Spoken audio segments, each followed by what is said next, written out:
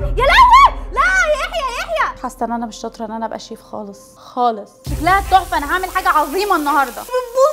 بتبوظي ليه؟ عاملين ايه؟ كيفكم؟ شو اخباركم؟ كل الناس بتقول ان انا ما بعرفش اطبخ اي حاجه غير الاندومي. نور، ايه اكتر اكله انا بعرف اعملها؟ هو انت بتعرفي تعملي اكله غير الاندومي يا اسراء؟ يحيى، ايه اكتر اكله انا بعرف اعملها؟ اندومي الخضار بتعمليه تحفه. اندومي؟ طب خد.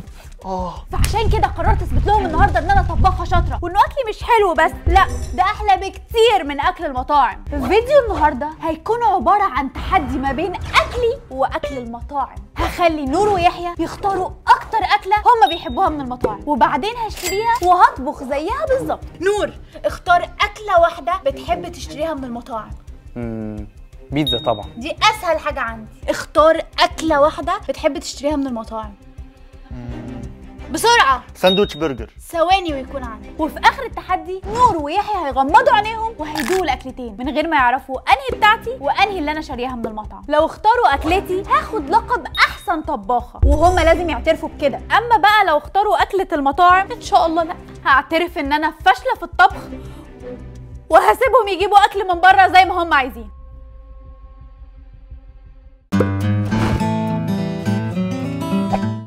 بيكم في برنامج المطبخ الشيف صرصوره. اول اكله هنعملها النهارده هي البرجر. ما بيعملوش كده وهم واقفين في المطابخ صح؟ يبقوا واقفين كده. وازي حضرتك يا فندم؟ ايه الاخبار؟ صباح الخير. حاسه ان انا مش شاطره ان انا ابقى شيف خالص.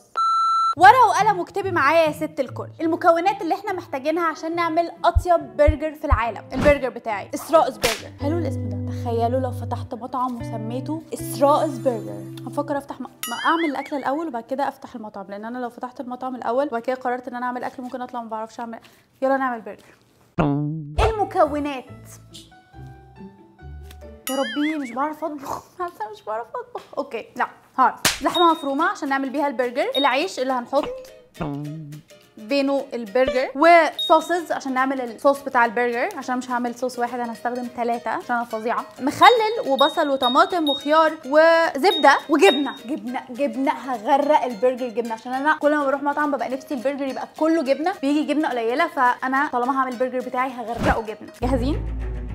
ايه دي؟ نور انا ما قلتلكش تجيب دي، قلتلك تجيب التانيه. مساعد الشيف بتاعي فاشل فانا مضطره اجيب الحاجه بنفسي.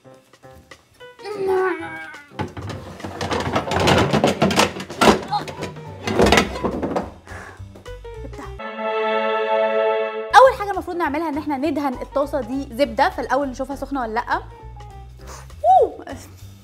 سخن. شفت الحركه دي في فيديو على تيك توك، بدل ما يحطوا الزبده بقى وتتبهدل منهم بيمسكوا ايه ده؟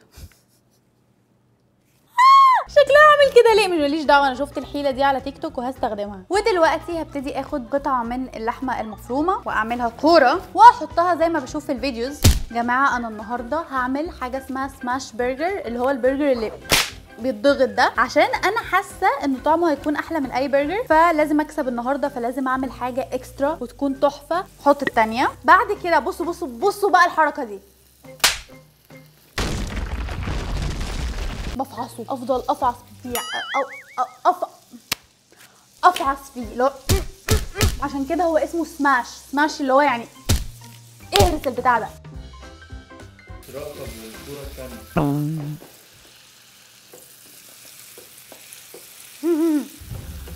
يا لهوي ايه ده؟ لزقت في ايه ده؟ لا ليه بتلزق يا جماعه؟ في حاجه غلط، عماله تلزق في ايه ده؟ عادي على فكره، كل الناس بتغلط عادي. واو، قولوا لي بقى دي انه شكلها مش حلو. شكلها تحفه. انا هعمل حاجه عظيمه النهارده. يا ربي بتبوظي ليه؟ وطي النار دي. انا مش عارفه اعمل ايه دلوقتي بجد. ايه اللي انا بعمله غلط؟ طيب يا جماعه اللي يعرف في الكومنتس ايه اللي انا بعمله غلط، انا والله العظيم مش عارفه انا بعمل ايه غلط. طبعا هتقولوا لي يا اسراء انت ما حطيتيش اي توابل. انا عندي توابل سريه. شويه ملح، فلفل اسود. هي دي التوابل السريه. الحمد لله خلصنا البرجر بنجاح. طبعا لو قلتوا لي ده مش شكل قطعه برجر هقول لكم حرام عليكم تتريقوا على نعمه ربنا. ودلوقتي هعمل حركه انا متاكده انه مفيش مطعم بيعملها، معرفش متاكده ازاي بس حاسه متاكده. همسك العيش وهحمره في الزبده فهياخد طعم اللحمه اللي انا لسه عاملاها من شويه، وهي دي الحاجه اللي انا حاسه انها هتخليني اكسب التحدي. ايه ده؟ نسيت احط زبده. اوكي كده نعرف نحط العيش. بصوا شكل العيش طلع ازاي، متحمر وواخد من طبقه البرجر كده اللي انا كنت عاملاها، شكله تحفه. وبكده كل مكوناتي بقت جاهزه، فاضل بس ان انا اجيب الساندوتش بتاع المطعم عشان اعرف اقلده. هو ده البرجر بتاع المطاعم. اول حاجه طبقه عيش، عندي خس، عندي هو ده الخس بتاع المطاعم وده الخس بتاعي. هو صحيح الخس بتاعهم يعني احلى شويه بس مش فارقه، اكيد نفس الطعم. نفس الطعم. وكمان في خيار مخلل عندي، وطماطم عندي، وبصل عندي، والبرجر، وكمان في جبنه. فانا تقريبا عندي كل حاجه، فاضل بس ان انا اعمل الساندوتش. اول حاجه الصوص، بعد كده البرجر، بعد كده جبنه، وبعد كده هم حطوا الطماطم والخس والخيار. بس انا مش هعمل كده، انا هخلي البرجر بتاعي مكون من طبقتين من البرجر عشان يبقى طعمه احلى، وعشان اللي يدوقه يختار طبقي ما يختارش طبق المطاعم. طماطم، خس، بصل، وخيار بقى جاهز. وكده هبقى خلصت اول طبق وهو البرجر. اتحداكم تعرفوا انهي بتاعي وانهي بتاع المطعم. انتوا عارفين صح؟ طب بتاعي ده ولا ده؟ ده رقم 1 وده رقم 2.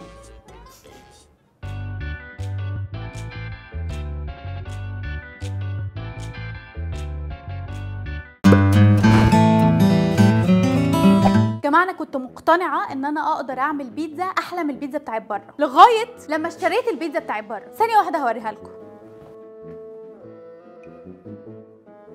اهي يا جماعه. هي دي البيتزا اللي جايه من المطعم، شكلها تحفه، مقرمشه من الجنب، البيبروني شكله حلو قوي. انا مش عارفه انا ههزم دي ازاي، هحاول بس ما وعدكوش ان انا اعمل حاجه فظيعه زي دي. جبنا عجينه البيتزا، وبعد كده صوص البيتزا، وبعد كده هم حاطين الجبنه وبعدين البيبروني، فانا هعمل زيهم. بس انا عشان احاول اكسب الجوله دي باي طريقه قررت ان انا بدل ما احط نوع جبنه واحد احط نوعين، جبنه موتزاريلا واكتر. انا عارفه انه اكيد المطاعم مش هتكتر جبنه عشان تكسب فلوس كتير، فانا قلت لنفسي لو انا بقى كترت جبنه اكيد انا اللي هكسب، صح ولا ايه؟ مش عارفه. وجبنه شيدر، واو بجد بجد دي مش بيتزا، دي تحفه فنيه. واخر حاجه البيبروني. طبعا انا هحاول اكتر زي ما هم حاطين كده، هملاها بيبروني. البيتزا بتاعتي خلصت. جماعه ايه رايكم في شكلها؟ حاسه انها هتطلع احلى من دي بمليون مره، بجد انا مصدقه دلوقتي انها تطلع احلى. فاضل بس انها تدخل الفرن عشان اثبت لكم انها احلى بيتزا ممكن ندوقها في حياتنا.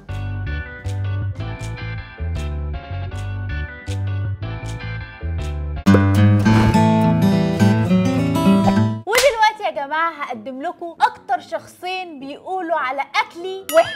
زهقانين من الاندومي؟ انه كل يوم اندومي، مع اني كل يوم بعمل لهم طعم مختلف. يعني في يوم بعمل لهم فراخ، في يوم بعمل لهم خضار، في يوم بعمل لهم لحمه. هل انا في يوم عملت لكم طعم متكرر ورا بعض؟ لا بصراحه مستحيل تلاقوني عملت كده.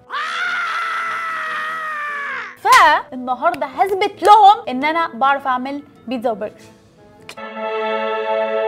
انتوا ليه شكلكم كده؟ لا مستنيين بس نشوف الطعم ونحكم بجد.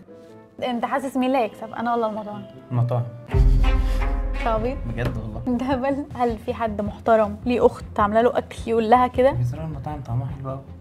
طب انت ايه؟ انت حبيبي جوزي، حاسس انا اكلي احلى ولا المطاعم؟ انتي طبعا. يا جماعه لو كسبت النهارده هذلكوا، وعارفين هعمل ايه؟ مش هطبخ لكم تاني. مش هطبخ لكم. انت طبختي قبل كده اصلا؟ ودلوقتي يا جماعه جه وقت ان انتوا تغمضوا عينيكم، عشان انا عارفه لو انتوا شفتوا الاكل هتعرفوا انهي الاكله اللي انا عملتها وهتخسروها. انا عارفه، انما لو غمضتوا مش هتعرفوا دي مين ودي مين، فانا هكسب ان شاء الله. ان شاء الله بقى. يلا يا بنده يا عبيطه. يلا يا بنده يا هبله. ان شاء الله بقى. دلوقتي انا جبت اول طبق، هدي لكل واحد فيكم سلايس. اوكي يلا 3 2 1 ها. ايه رايك؟ حلوه قوي. قوي طعمها حلو. طعمها حلو. طيب تدوها كام من 10؟ 8.5. وانت 7. جاهزين للثانيه؟ جاهزين. تقيله دي. 3 2 1. لا ايه وحشه؟ انت كمان لا. مش للدرجه دي، بس الاولى احلى بكتير. ايه الوحش فيها؟ طعمها زي ايه الوحش فيها؟ مش عارف طب إيه. وانت يا يحيى مش عاجباك؟ انا ثانيه، انا خدت قطمه ثانيه وطعمها بقى احلى. بجد؟ نور دوق تاني كده. مش عشان عرفت ان هي بتاعت صراع. انا بجد مش عارف انهي بتاعت اسراء. تديها كام من 10؟ 7.5. وانت؟ بجد 4 من 10. طيب فتحوا. دي البيتزا دي ودي اللي انتوا جربتوها. انت زعلانه مني؟ لا بس مش ما توقعتش ان انا اخسر. بجد مش وحش، انت ظالمها بجد. مش كفايه انها مش وحشه، كنت عايزاها تكسب. هي دي مش طعمها بيتزا بيبروني. امال طعمها ايه؟ طعمها فطير الجبنه كده، كريب جبنه. بجد عجبتك يا يحيى؟ طب لازم انا يقول عجبتني دي. هو لازم يقول كده. دي احلى. جاهزين؟ لو خسرتوني المره لا براحتكم براحتكم، بس قولوا والله احنا مش قاصدين نخسرك. والله مش قصدي اخسرك. البرجر امسك يا جماعه، ده ساندوتش، ايه الايد اللي انتوا عاملينها دي؟ حلوه دي. الله، الساندوتش ده مميز. ازاي بقى؟ الاطعم كلها ممتزجه في بعض وفي نفس الوقت طعم اللحمه باين. ده ساندوتش المطاعم على فكره. طب انت ليه بتقولي؟ ما انا قلت اقول لكم بس على عشان فكره انتوا. بتلخبطنا برضه، انا متاكد. الله اعلم بقى. خلاص خلاص، انت كلته كله يا نور، كله انا كله. كنت عايز اكل وانا كنت عايزه ادوقه. أنا برضه. انا كنت عايزه ادوقه. الساندوتش ده جامد. ايه الحلو فيه بقى؟ طعم اللحمه حلو، والصوص اللي محطوط فيها مميز جدا جدا طعمه جدا. حلو، يعني لو اتحط على اي حاجه هيخليها فوق الخيال. طيب خلاص، شوفوا بقى الساندوتش التاني. جاهزين؟ جاهزين. لا ده بجد، ده بقى اللي لا. ايه رايك؟ هو ده بتاع المطاعم.